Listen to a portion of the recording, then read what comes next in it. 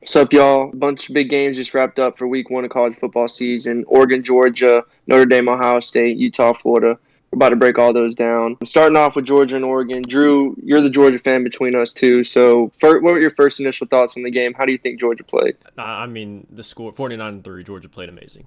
Georgia played a really complete game, both on offense and defense. The offense surprised me today. I'm not gonna lie. I knew Georgia was going to have a pretty good offense heading into this year. They returned a lot of guys. Obviously, returning Stetson Bennett, who honestly probably put on an elite. He put on a clinic today, the quarterback position, and it's just something I wasn't expecting. Stetson Bennett, I've never thought as a bad quarterback. I thought he's been pretty decent. I didn't think he had it in him to put up an elite performance like he did today, though. So I'm genuinely surprised, and I have to give him props for how he played. He made a lot of tough throws. He made a lot of throws scrambling. He made a lot of plays with his legs. I mean, he pretty much just did it all today. Against a decent Oregon defense, who, I'll get into them in a minute. But sticking with Georgia, defense, it's pretty clear. It took, no time at all to figure out this defense has taken a step back. They obviously lost a lot of pieces from last year that they're trying to fill in. Now, fortunately for them, they have a lot of talent that they replaced, that, they have coming in to replace, the old other guys. So, I think a lot of the younger guys got a lot of experience, a lot of good reps today. A lot of the young guys did make some good plays. And, I think Georgia's defense is only going to get better as the season progresses. And they still played a really good game today. Now, I mean, I'm not saying the defense played bad at all. I mean, you gave up 3 points. Now, Oregon did drive down the field on a couple possessions, especially early in the game. Georgia did give up a good bit of first downs, and they did give up a decent amount of yards. But the point of a defense is not give up points. And Georgia's defense did their job. Anyways, we haven't talked about Oregon yet. Aiden, I'm going to go ahead and let you talk a little bit about them. I know you were talking, a little bit in the group chat earlier as you were watching this game, some things Oregon was doing. What were some of the biggest flaws you saw from that Oregon team today?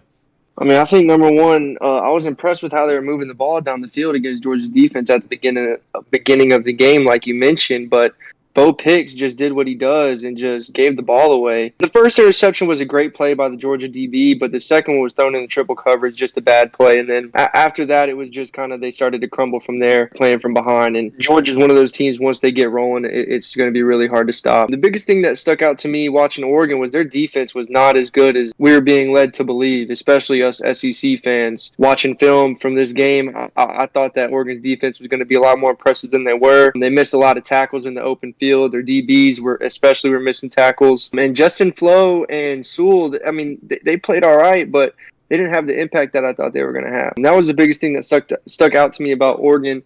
And one thing about Dan Lanning, he kind of he got shocked into it. This is a culture shock. This is what it's going to be like if you want to be a top college coach. I think he's good enough to be a college coach. He definitely figured out what it's going to take tonight. Yeah, I agree. Dan Lanning, guy who had plenty of success as a defensive coordinator at the University of Georgia, obviously going from that role to a head coach is a totally different ball game.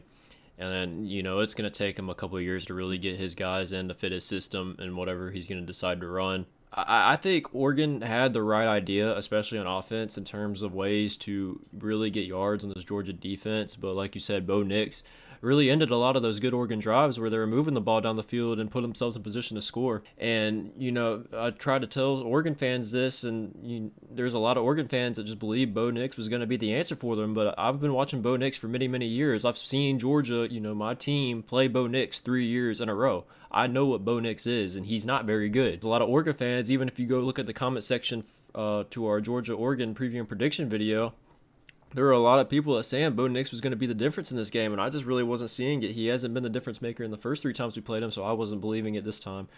And it was surprising to see Oregon's defense. It just seems like they lacked the physicality. They lacked, much of the linebackers and all the people in the comment section talking about how good, the linebackers are and everything. Whether it was a mixture of Georgia just playing, scheming plays to take the linebackers out of play, or the linebackers just weren't ready for this type of team. I don't know. Point is, Georgia got a big win. Georgia still looks like, one of the best teams in college football, if not the best. It's, really going to be hard to tell from week one.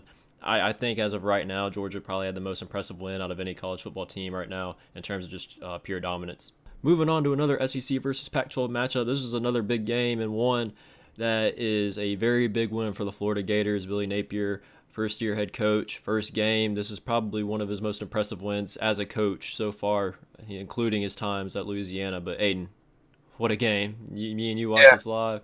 What a game this was. Yeah, it was a great game. Utah hopped out early and had a lot of energy coming into the swamp. Try not to let it affect them, but of course we know that those Florida fans were lit tonight. They were letting Utah know that they were there. I think that one of the biggest things that I was impressed with for Florida, the first couple of drives, it looked like they were, trying to get comfortable, figure out what they were going to do, and they realized midway through that first half that they had an advantage in the run game and in the trenches, and they stuck to that and took advantage of that. I was also really impressed with Florida's defense. Florida's defense was a big, big question mark going into this season. I thought they played well.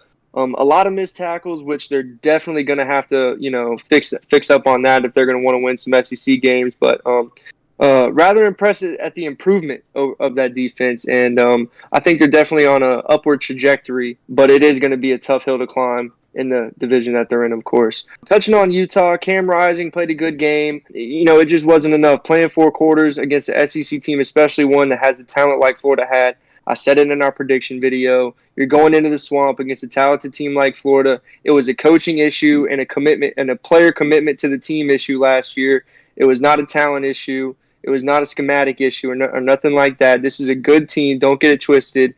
And that's what we saw here tonight. Yeah, Florida's a really good team. They have a lot of talent, obviously, starting with Anthony Richardson. He played really well tonight. I'm honestly very impressed with the way he played. I think we started to see a lot of what people were making him out to be in terms of just his athleticism, his ability to escape pressure, escape tacklers, and make plays with his feet, which he did a lot of tonight, scoring a couple touchdowns on the ground and picking up multiple first downs and keeping drives alive. He also looked really good and improved in the intermediate passing game, which is something that you talked about in our preview prediction video that he really needs to improve on if he wants to be, considered one of the top quarterbacks. And he definitely does have the potential to be a top quarterback in the entire country. So, getting into Utah, Utah played a good game too. Utah had a lot of success running the ball in this game. Cam Rising, he played a good game, but he also had a lot of throws and a couple of them that should have got picked off. And obviously, we know at the end of the game, Utah was in prime position to win it with a walk-off touchdown, and Cam Rising threw a pretty boneheaded pass into the end zone right to a Florida guy, and he almost did the same thing earlier in that same drive to win the game. So I really did think that pressure got to him, like you said. Those fans were getting really loud. And I know the Pac-12, there's some big Pac-12 stadiums that can seat a lot of people, but the Pac-12 culture and the fan, it doesn't compare to what you see in the SEC.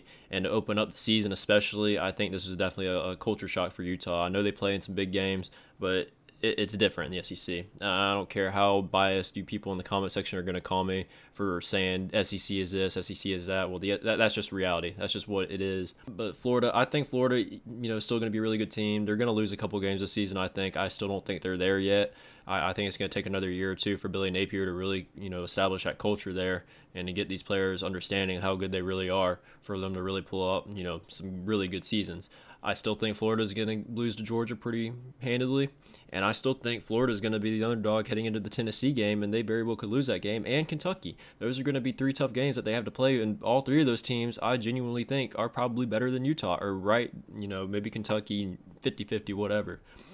Florida's still a good team. They're going to have a good season. This one was very big for them, especially moving forward, because there was no telling how that Florida team was going to respond if they were to lose this game. Going in the last game, Notre Dame and Ohio State, a game with possible playoff implications in week 1, something that we need to see more of in college football, in my opinion. But anyways, 2 powerhouse programs going at it. Of course, the big thing going into this game was, I know that you thought this, I thought this to a degree as well. We thought that Ohio State's offense was going to kind of come in and take over and roll on Notre Dame's defense, but that wasn't really the case, was it, Drew?